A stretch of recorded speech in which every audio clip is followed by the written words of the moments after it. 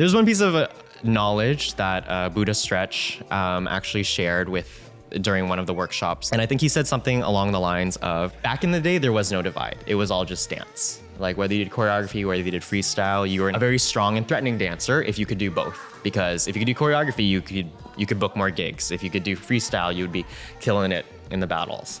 Obviously over time, I think with the accessibility of dance, and like you just said, like sometimes people just want to go learn a routine to a song that they love, and they don't necessarily have the desire yet, per se, to want to like train and understand every single bounce, rock, groove, foundational move that went into that. I think that's totally fair. Like that's how I got into dance technically too. Like I watched like these other people dance. I was like, oh, that's so cool. But I think recognizing that there's such value in training in a variety of disciplines, even within dance, and then honing in on what's valuable to you. But again, having all of these foundations is really important too. Understanding the threads that intertwine. And I'm still constantly training. I feel like there's still so much that I want to improve on, but that's, part of the journey, so.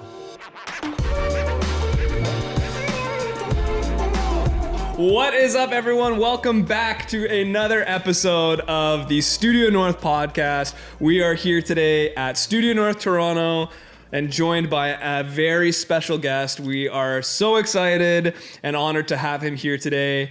He is a faculty member here at Studio North Toronto. And ladies and gentlemen, put your hands together for the one, the only, Tyler!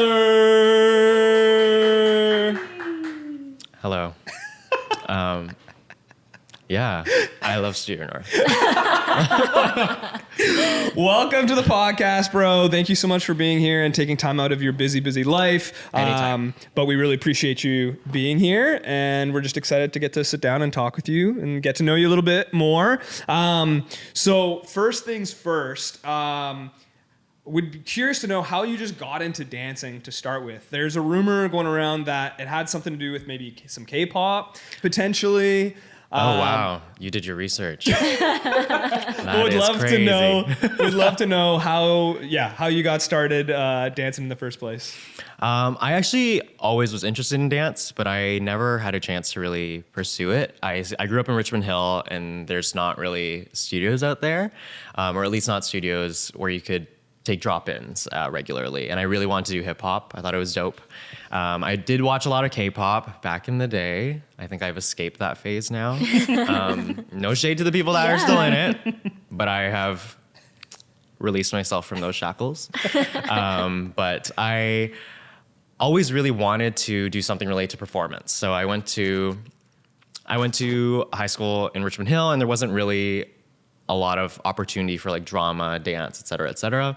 So going into undergrad, I knew I wanted to at least try out one of those things. And I ended up actually auditioning for both a play and I started doing some drop-in classes at Queen's University, which also was, okay, wait, maybe I should stop digging on every single place that I've like been in. It had very unique opportunities for dance. And I think for me, I realized that the drop-in setting wasn't working for me personally. I thought dance was really cool, but I didn't know where to really train with it. And I ended up, by pure chance, I actually started off dancing with some of my really close friends who I actually just studied with, and they were breakers and poppers. So they did street dance, and I was like, well, that's kind of weird. I didn't really understand what popping was. I was like, that's cool. And breaking was very masculine and very physically intensive. So for me, I was like, wow, that's a lot of motion, and I just want to look cool. So it seems like a lot of effort.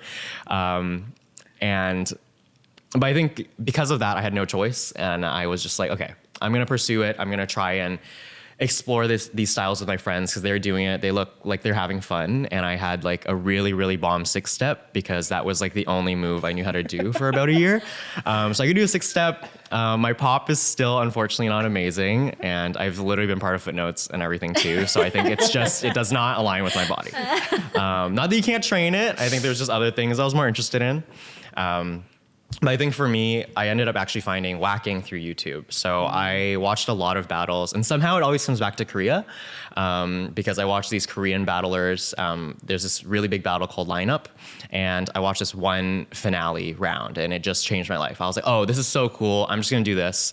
And I swear, like the next week, I went to my crew, and I was like, so actually, I'm not gonna do this breaking and popping stuff anymore. I'm just gonna do wacking. And they're gonna be like, and they were like, yes. What is that? And I was like, well, I actually don't know. It looks really cool, and it seems to be all over YouTube. And I ended up just following YouTube videos and trying to learn by studying other people's battle rounds or people's choreography, or just watching the way that people broke down technique. I would play those videos like on half speed, 25% speed, and just break it down for myself. And that's essentially how I got started in dance. I started off primarily as a street dancer. I still consider myself a street dancer first and foremost, because I think it informs how I approach dance, and it also informs how I choreograph.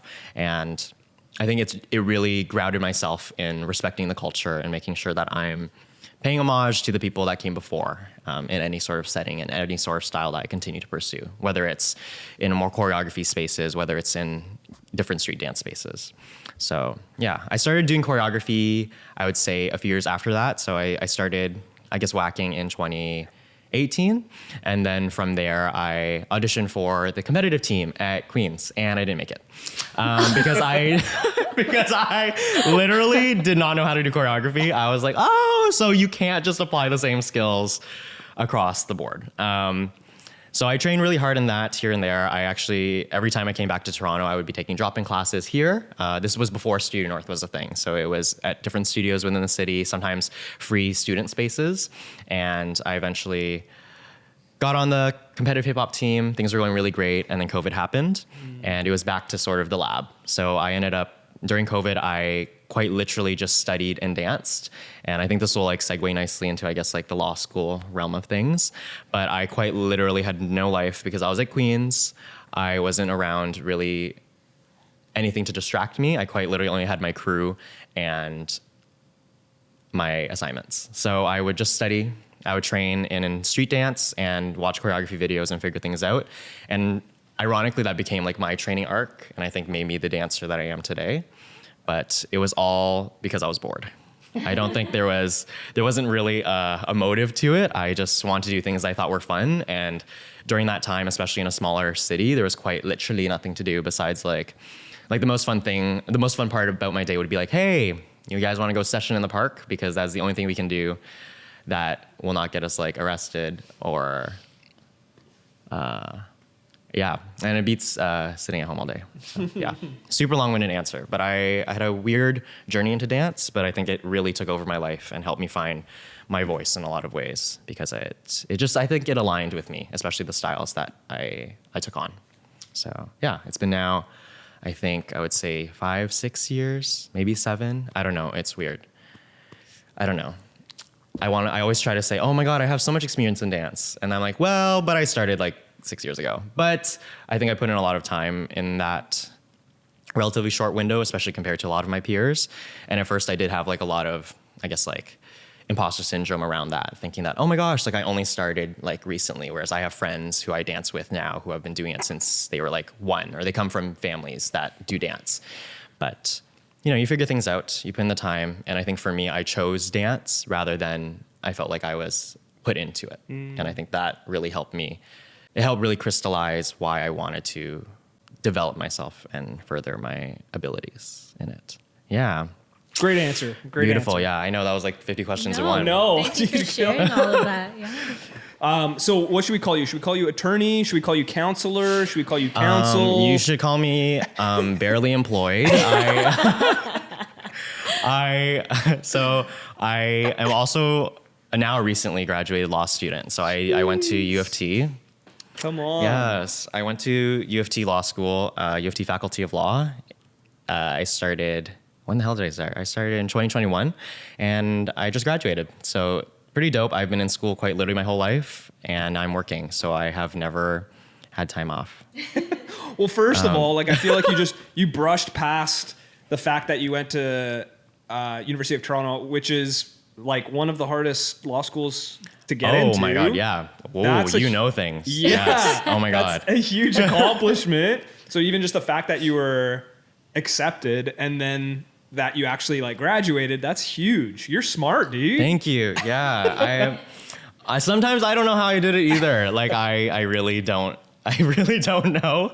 There are definitely a lot of moments where I was like, yeah, this is like the worst thing maybe that I've ever decided to do in my life. But yes, low key the top law school in Canada. Yeah, let's go. But it's like rankings don't mean anything. It's about your values or whatever. But yeah, I think at least when I think about law and dance, I think the balance between them is really wonderful. I think every time people ask me, this was not initially my answer. When people first asked me, I was like, no, balancing it is horrible. Like, this is actually the worst thing in the world. I don't know why I'm doing both, but I still want to do both because they're both things I'm interested in and both things I think would nourish me as a person. But for a long time, I questioned why I did it. And I felt like it wasn't only until recently where I realized that they really do complement each other well. And I think I just had to stop questioning and worrying about which path or the uncertainty between the respective paths and thinking, and I guess trying to pave my own way and figuring out which one I should pursue, if I could even do both, because I didn't really know anyone else that had this background. I don't come from a family of lawyers or dancers, and I don't know anyone else who is like a lawyer and a dancer to this degree. So it's been interesting just trying to figure it out as I go. But I really find that, especially now that I'm working full time, those hours that I spend like critically thinking or like being in court and being like, oh my God, Your Honor, like, I think it's a very different sort of headspace than when I get to be very creative and release my own interests or express myself via dance, whether it be in like sessions, ciphers, battles, or choreography. So it's pretty dope. I have like the academic, I feel like every job application or like resume I've ever written, I'm always like, I have my academic and artistic side and they complement each other so well. And that was a straight up lie for about 3 years, but now I believe it. So it worked out. You just had to I had to manifest it and then it came together. So that's awesome. I feel like you're living the career I once wanted to like.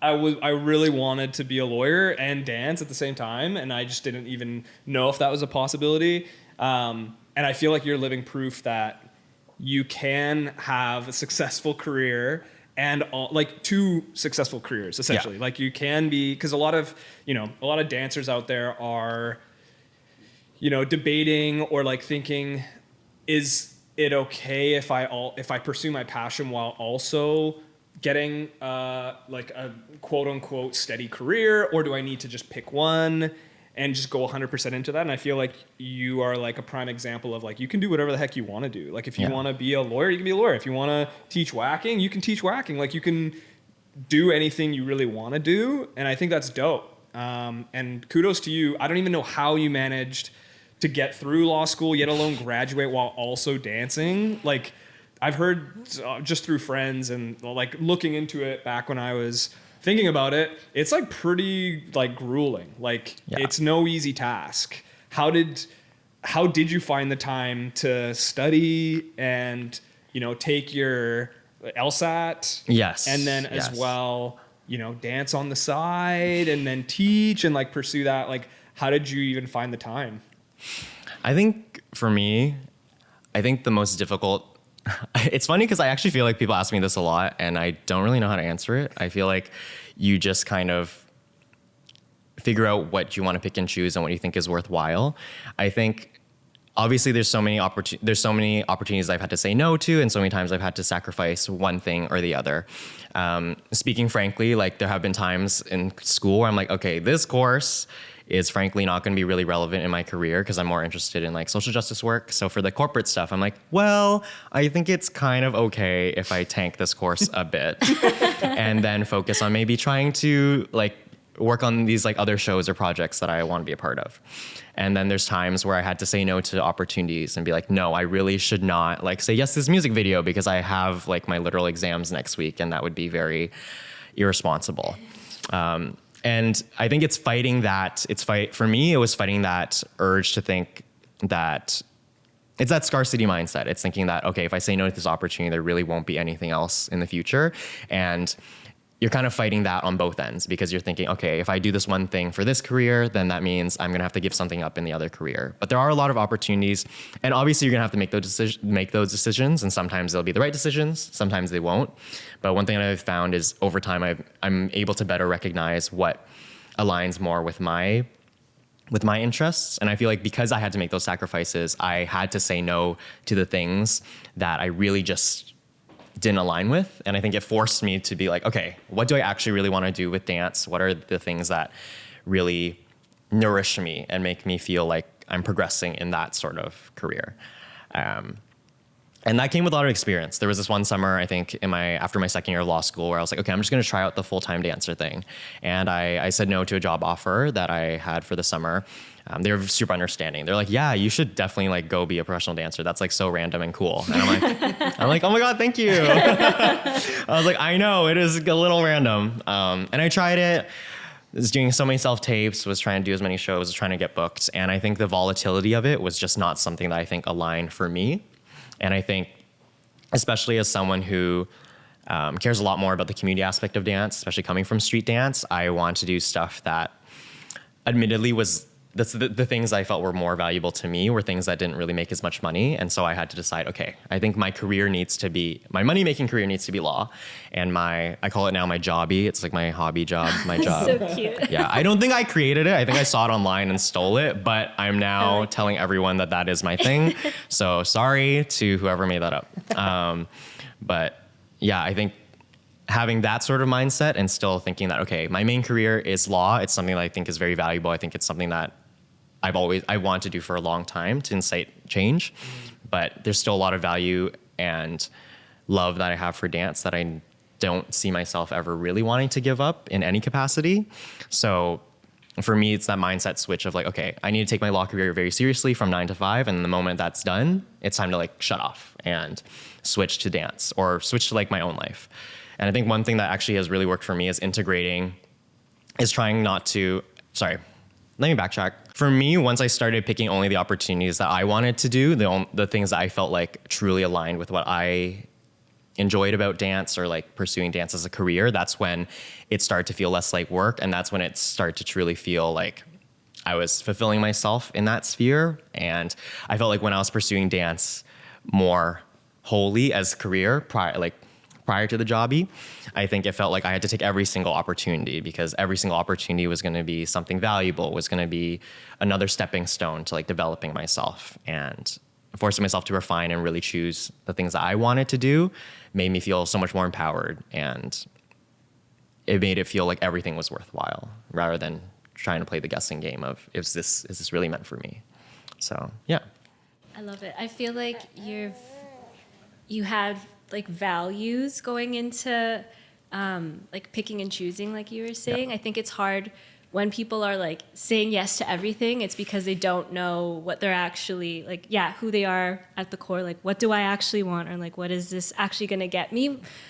So I think that's great because I also, we all go through that. We just say yes to everything and think, this is going to get me my next teaching gig, or this is going to get me, I don't know, XYZ exposure or experience. But I like that you come from it as I want it to nourish me and be my jobby. I think that's so cute. Yeah. I mean, it worked for me. I know it might not work for everyone because I mean, everyone also has like their own needs has their own resources. So I think just being realistic, I think for me was what I was trying to ground my decisions in.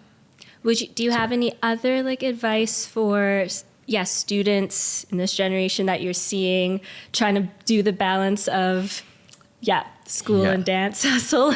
Yeah, the hustle is real, honestly. I see it all the time. I think I like to think that I'm not too aged out of the post-sec realm, that I still have like my finger slightly on the pulse.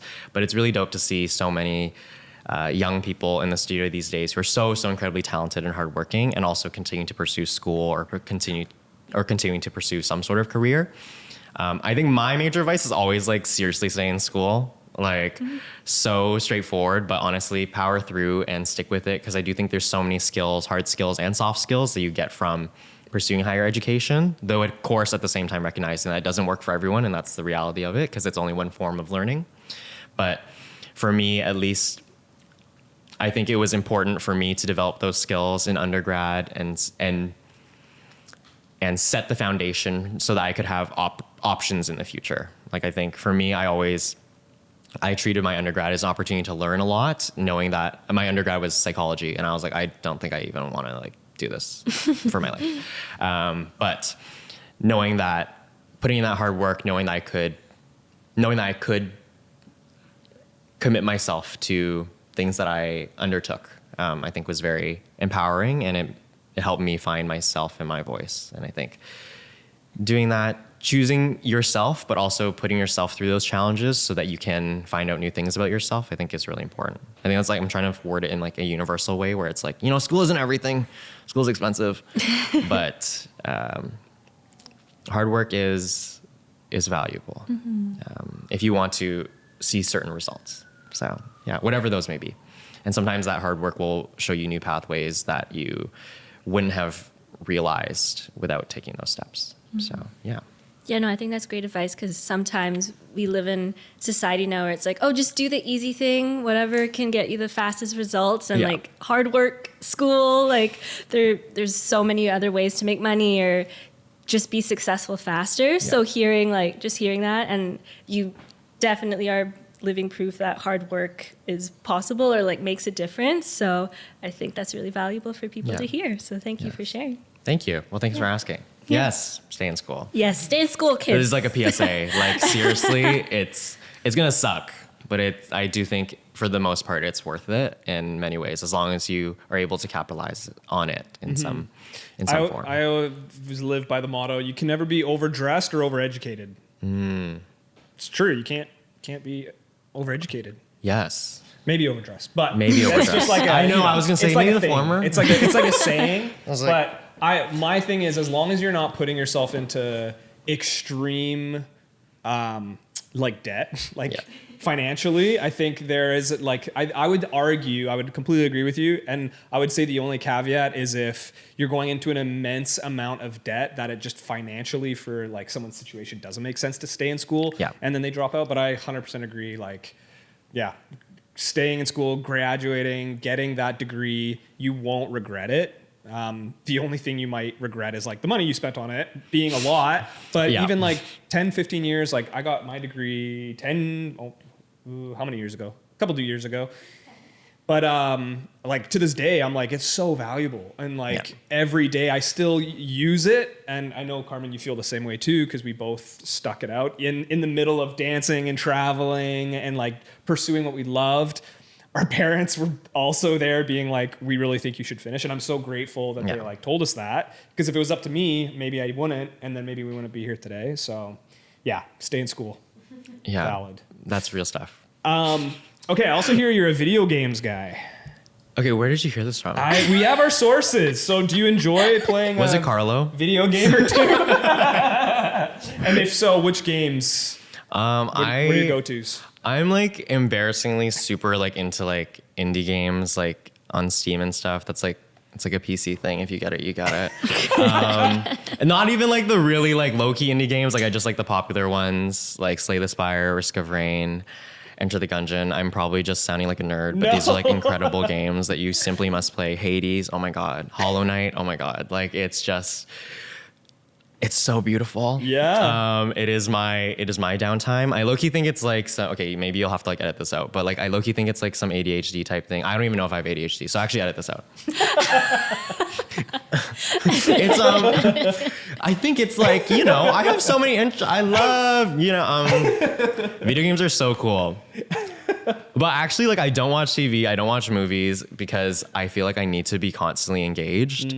So for me, video games just make sense. And it's kind of like a social thing too. Like the world of Discord is very real these days. And I feel like, yeah, so I have my 9 to 5, I go to work, I have my jobby, and like from like 5 to 8, and then I go home from 8 to 11, and I'm like the Discord like gamer.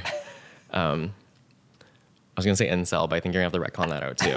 But yeah, I'm just chilling at home, playing games. Yeah, I was gonna say, how do you find the time for all that? But you clearly just, like scheduled out your day, which is That's a lot. Yeah. I mean, I do think the scheduling thing is a little crazy. So I try to not stick to it because I think it makes me feel a little inhuman. But yes, I think just trying to understand my workflow and what I have to get done so I can make time for the things that I really want to do. For sure. Which sometimes is dance and sometimes is playing video games in pitch black for 3 hours. Or spending time with your cat. Yes, I have a cat. Aww. Yes, she is really mean. She like fully hates me, and I think she's valid because I wake up late and she's like smacking my face, and I'm like, okay, I promise I will feed you, but it is like 30 minutes too early right now, and this is why she always sleeps with my mom and not me.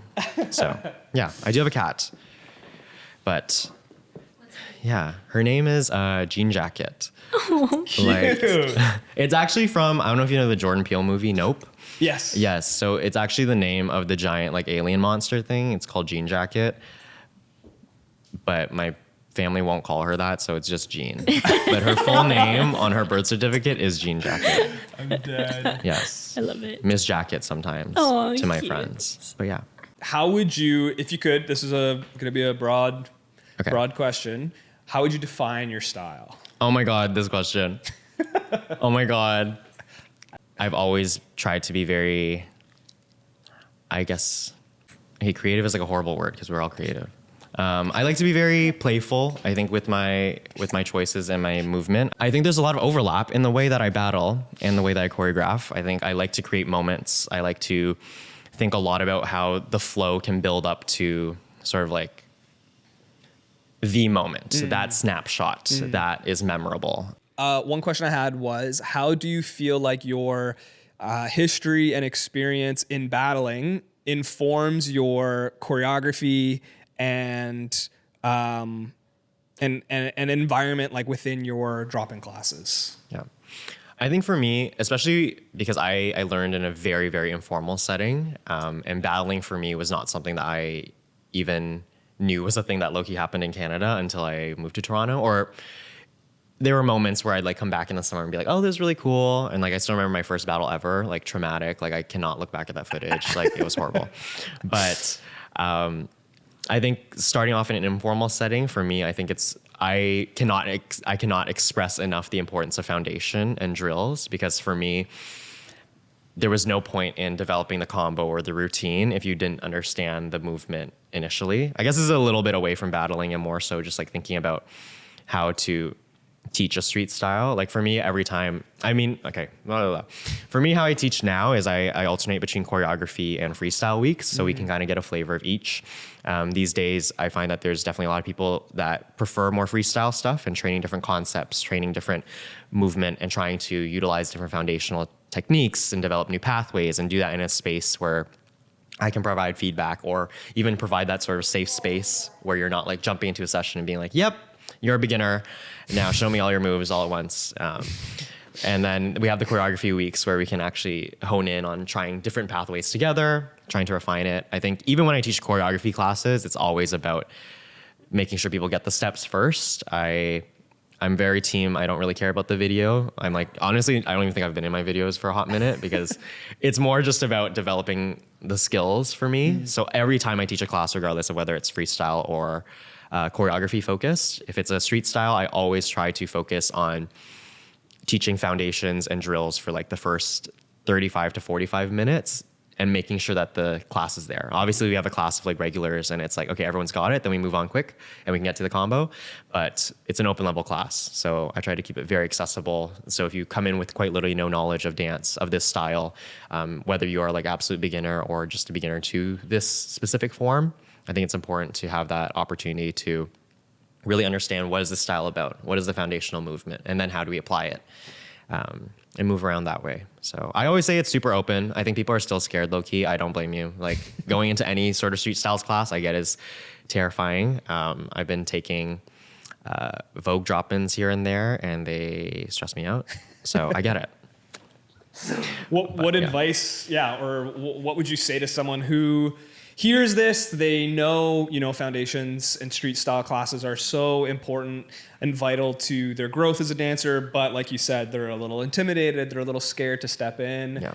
for your class specifically, what can they maybe expect from your class, and what advice would you give them if you could speak directly to them? Sick. Yeah. I actually feel like I have a two-parter for this one. I think I'll talk about like myself specifically, and then like the universal, like you need foundation, just like stay in school. It's like the same type of pedagogy, low-key actually. Oh my gosh, why is that like low-key the same thing? Yeah.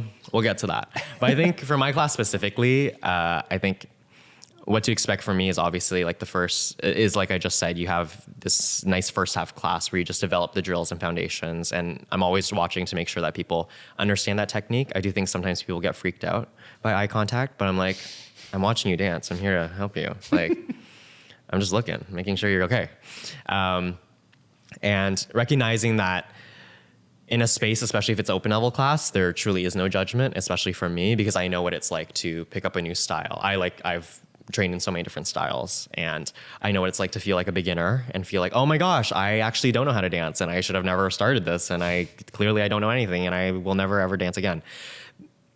Not the tea. I think it's very much a space for me that I try to cultivate about try out these moves, see if you catch them. We're always scaffolding, so we'll build on different pathways. I always start with just the most basic. We're moving our arms up and down, quite literally. No rolls, no wrists, no hands, no arms, no nothing. Well, arms, sorry. Just up and down. And then we build on that technique, and we try to expand on it from the ground up. Because I think with any foundation, you can't just be like, okay, here's your Bismarcky, and now we're just gonna variate on that without thinking about, okay, how do we bounce? How do we move with it? Et cetera, et cetera. So yeah, I think scaffolding is the T. I low-key was also in teachers college. I feel like I should have mentioned that, but that was like, I don't even know how you're gonna edit this in. But yeah, for my undergrad, I was in like concurrent education. So I was doing psychology and a teaching degree at the same time. So I was actually gonna be a teacher. And then I found out teachers make no money, so I kind of oh my god, wreck on that. Whoa. So I was in teachers college, and so my undergrad We're keeping it. I found out that relative to lawyers, teachers did not make that much money. And I felt like since I got into law school, I was like, okay, I think I should go with the thing that just feels a bit more secure. Yeah. I love teaching though, clearly. Yeah. Oh my God. Like this is my studio right back here. I'm always in 4. But yeah, and I think Sorry, I was just gonna say that's so, like, just to chime in before you keep going, like that's so cool, and that makes total sense why you're passionate about teaching, why you're so good at it. It's because you learned how to be a teacher. Like you actually went to school for that. Yeah. That's dope. It's so funny because low-key I always forget that. Because even when you said scaffolding, I was like, I've never heard that term, but that's exactly the perfect representation of what it means to build on a concept. You're putting up scaffolding. Like, genius. Yeah.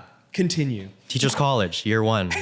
I didn't even finish like year 2 because I went to law school. Anyways, so yes, scaffolding is important. Where was I? Yes, I'm always in the studio. Oh yeah, and I think one thing about especially street styles classes, mine included, it tends to be at least relatively smaller. I think that that's pretty common, especially for the funk styles. I would say like popping, locking, wacking, etc. All tend to be more intimate. I think there's obviously some intimidation that comes with taking on a completely new style, especially at a studio where there's so many incredible high-level classes.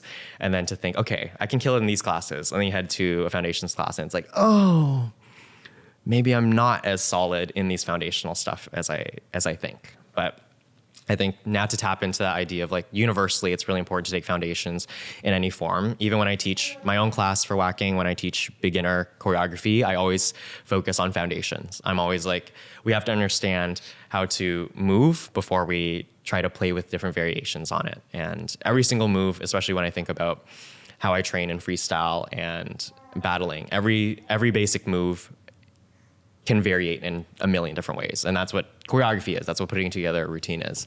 And I think if you don't understand the core of that movement, it's a lot more difficult for you to see how these threads intertwine. So if you think even like, well, actually I don't have an example. So I don't have an example.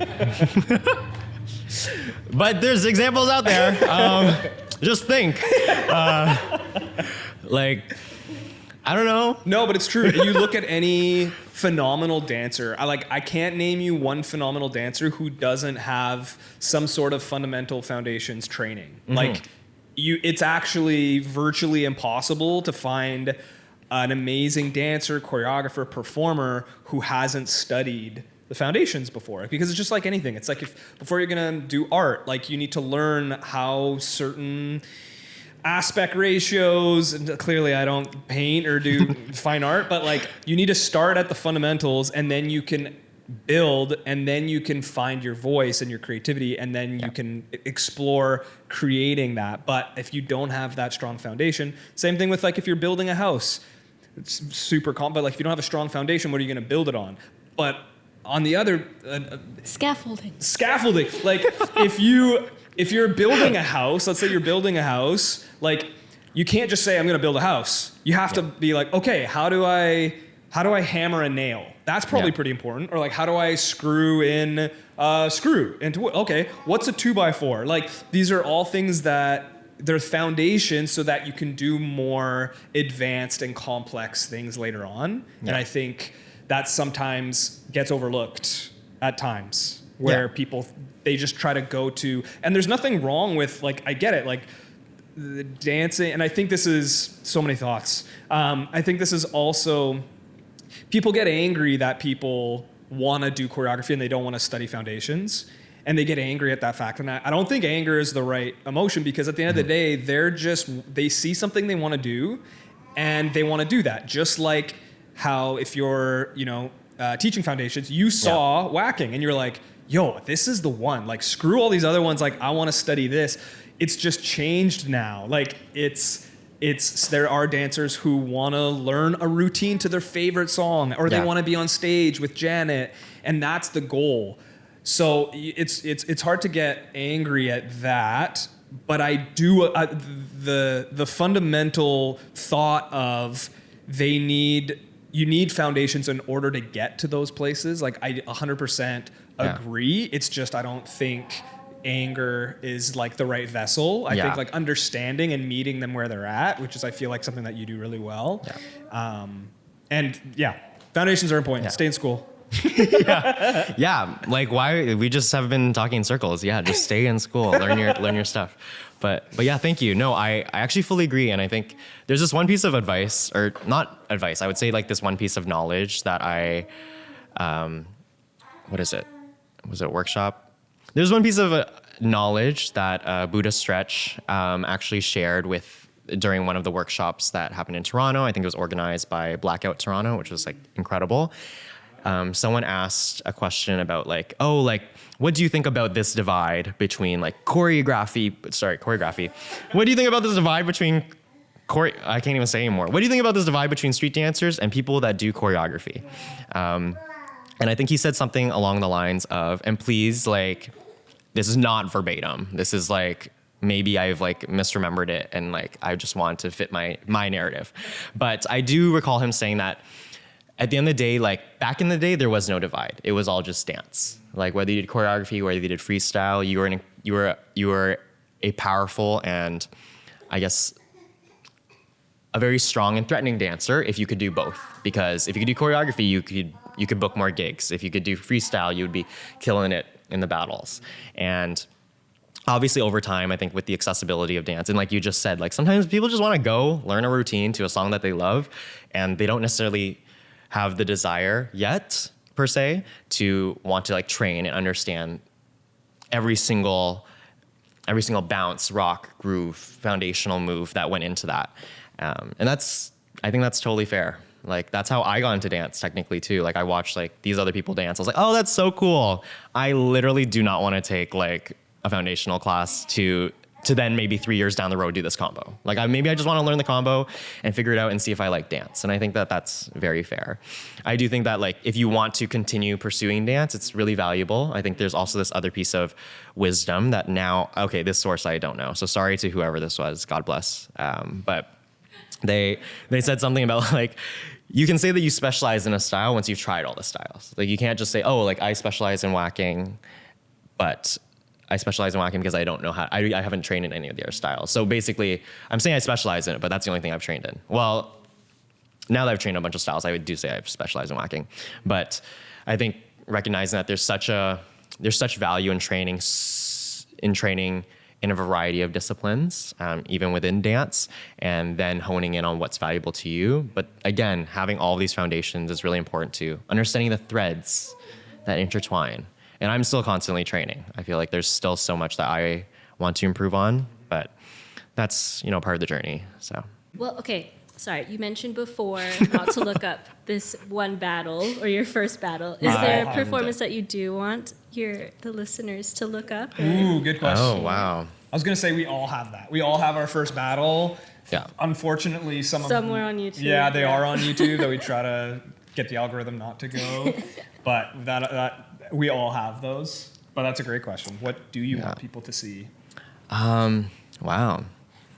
I mean, I'm proud of everything that I've made recently. Hey. I think for me, one thing about my journey that has been really beautiful to see, I think in the past, I would say honestly in the past few months, like I think 4 or 5 months, I think I've really tried to take all the lessons that I've learned from battling, from learning how to choreograph, et cetera, and take them to new places. Oh yeah, I kind of touched on this earlier, but I think for me, my Studio 6 set actually from this past summer was really me trying to refine the ideas that I have from battling, creating these moments, and then bringing it into a larger universe, trying to do that world building. And low key, this is like so video game core of me, because for all the stuff that I create, I like to think about world building. I like to bring in the audience into the fantasy that I've created, because for me, that's what gets me hooked on games. Like if I am not invested in this game, like I straight up, if I don't care about the characters, I'm not playing it.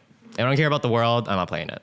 So I take that sort of mindset into creating my own stuff. I think my Studio 6 set, I really want to focus on creating moments for like these powerful queer men who I've always really respected. I was low-key really scared to ask some of them, so I was really glad they said yes. And create an opportunity for us to showcase our abilities in a novel medium for me.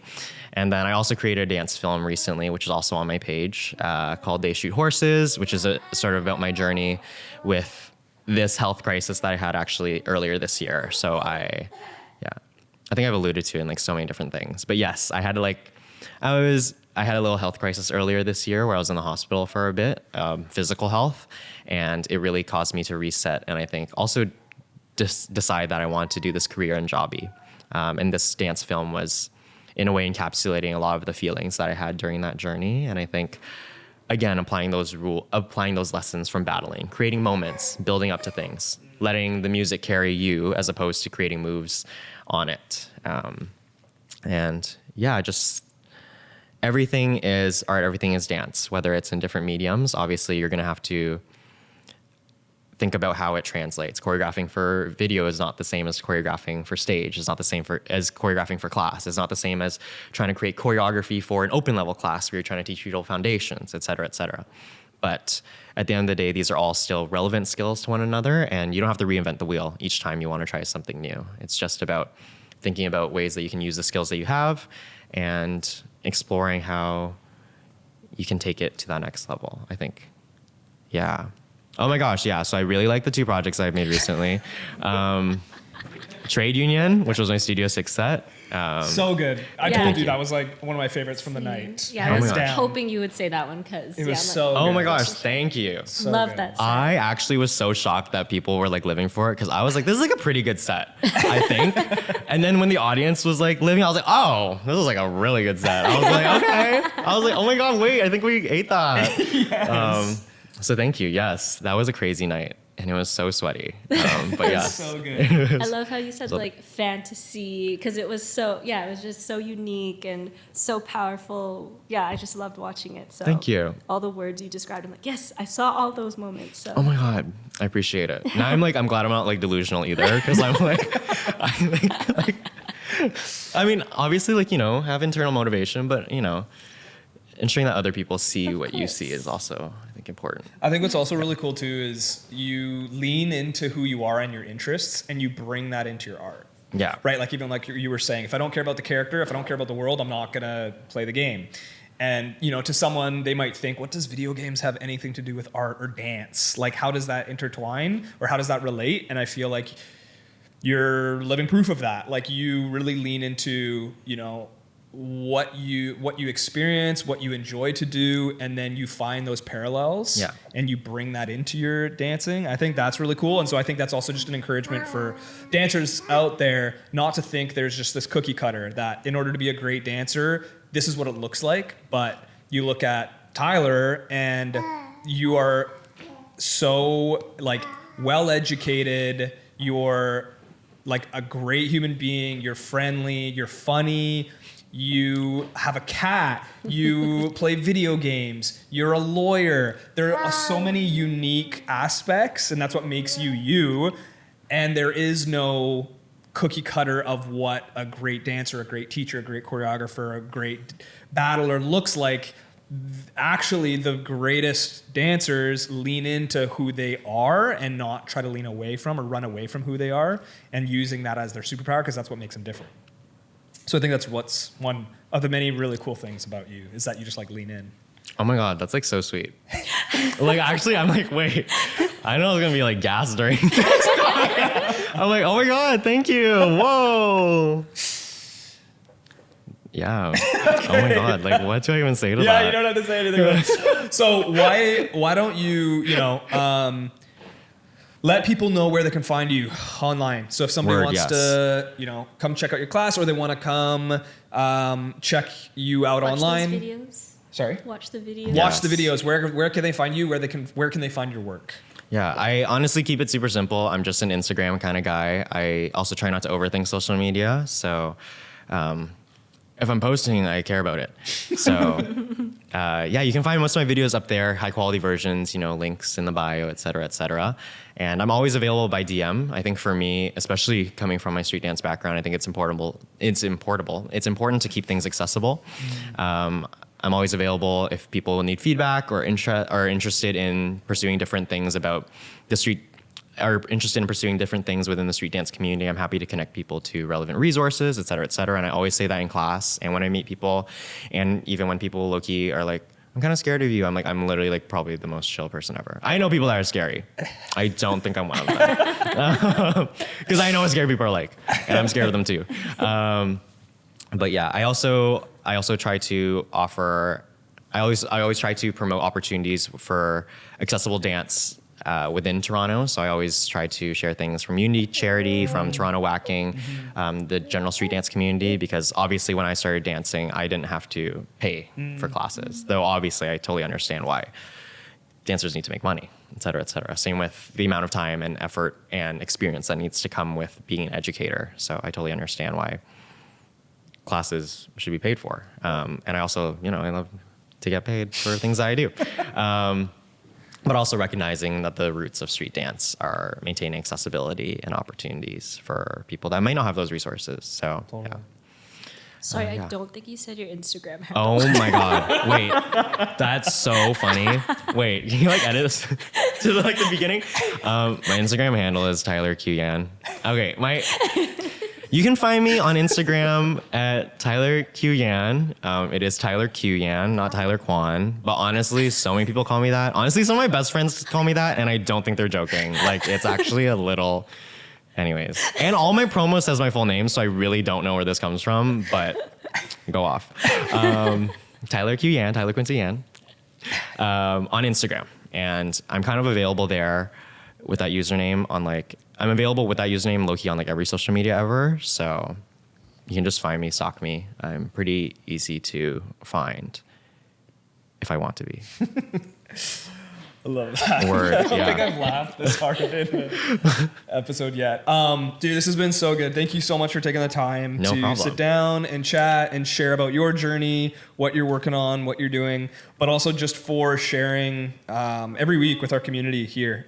We know how hard it is, and we know it's rewarding, but it can be hard at times to show up every single week, being yourself and teaching, and you just pour so much into our community. And so we just want to formally say thank you for being a part of Studio North. That's so sweet.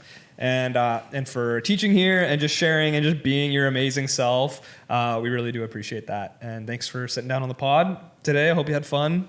We had a ton of fun. Thanks for being so focused, even though Tommy was giggling and saying fun stuff. No, he kept it chill. I was like, yes. What do you gotta You better say? speak. What are you gonna say? Talk your truth. Yeah.